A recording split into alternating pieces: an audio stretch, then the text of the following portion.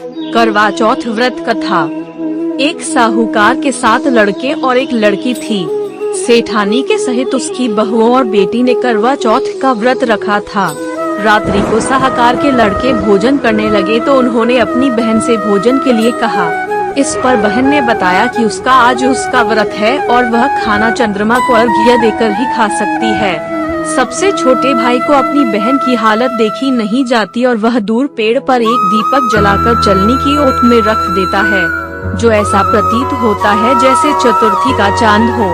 उसे देखकर करवा उसे अर्घ्य देकर खाना खाने बैठ जाती है। जैसे ही वह पहला टुकड़ा मुंह में डालती है उसे छींक आ जाती है। दूसरा टुकड़ा डालती है तो उसमें बाल निकल आता है और तीसरा टुकड़ा मुंह में डालती है तभी उसके पति की मृत्यु का समाचार उसे मिलता है। वह बेहद दुखी हो जाती है। उसकी भाभी सच्चाई बताती है कि उसके साथ ऐसा क्यों हुआ। व्रत गलत तरीके से टूटने के कारण देवता उससे नाराज हो गए हैं। इस पर करवा निश्चय करती है कि वह अपने पति का अंतिम संस्कार नहीं करेगी और अपने सतीत्व से उन्हें पुनर्जीवन दिलाकर रहेगी। वह पूरे 1 साल तक अपने पति के शव के पास बैठी रहती है, उसकी देखभाल करती है। उसके ऊपर उगने वाली सुईनुमा घास को वह एकत्रित करती जाती है। करवा चौथ 2022 चांद टाइमिंग्स। आज करवा चौथ पर आपके शहर में कब निकलेगा चांद, जानिए चंद्र दर्शन का समय।